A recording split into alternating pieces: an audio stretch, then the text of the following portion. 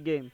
So, Zap guys, XGen Gaming here. So, LA Lakers versus Boston Celtics. So, from now on, I'm gonna speak in English so that my follower from other countries can understand what I'm saying here. So, Lakers versus Boston, game info, let's go. So, game info, Lakers 40 wins, 21 loss, second on the West. While the Celtics have 45 wins, 18 loss, second on the East. So, this game will be a battle of the second seats. So, when? Saturday, March 8, 2025 at 8:30 p.m. Eastern Time, which is 9:30 a.m. March 9 in Manila. So, where? TD Garden in Boston. So, the Boston Celtics will enjoy their home court advantage in this game. So, let's go with the spread. Spread, Lakers plus 7.5, Celtics minus 7.5, over and under 227.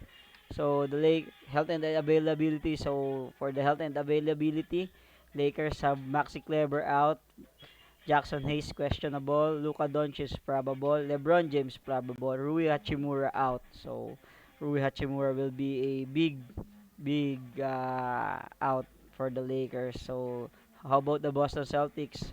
How about their health and availability? So Drew Holiday will be questionable, Sam Hauser will be questionable, Kristaps Porzingis will be questionable. So if they won't play, Drew Holiday and Kristaps Porzingis will be and Sam Hauser will be a big issue for the Boston because all of them are in the rotation of Boston. So the Boston Celtics will should make an adjustment so that they can win even if these three rotation guys will not play. So let's go.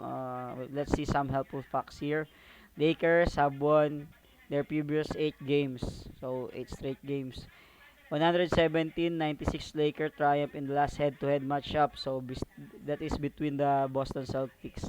The Lakers have beaten the Celtics in the last 2 matchup. A 114 victory at 114-105 victory at TD Garden was followed by 117-96 win at Crypto Arena. The head-to-head over the past 10 games have seen the 5 wins for both teams.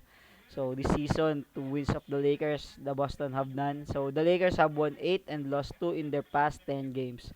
Boston Celtics last game was 123-105 home win victory over Philadelphia 76ers. The Celtics have won 8 and lost 2 of their previous 10 contests. So, what do I think about here? So, for me, so let's go with my pick. So, for me, Lakers plus 7.5. Why Lakers 7.5? Because for me, 7.5 is a really big handicap for the Boston Celtics. Considering that the Lakers have defeated them twice.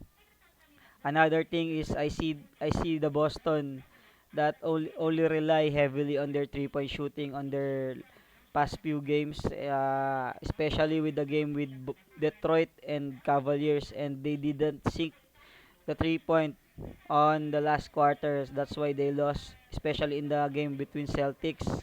They struggle on 3 on the fourth quarter. So I think as good as Coach JJ Redick as he will prepare for the 3-point shots of the Boston Celtics. That's why I think this game will be close or will favor the Lakers. So for me, Lakers plus 7.5 again. Lakers plus 7.5. So for those of you who like this content, my videos, please don't forget to like and subscribe so that you will be updated every time I will upload some videos. And another thing, special reminder for those of you who have a gambling problem, please seek help on professionals.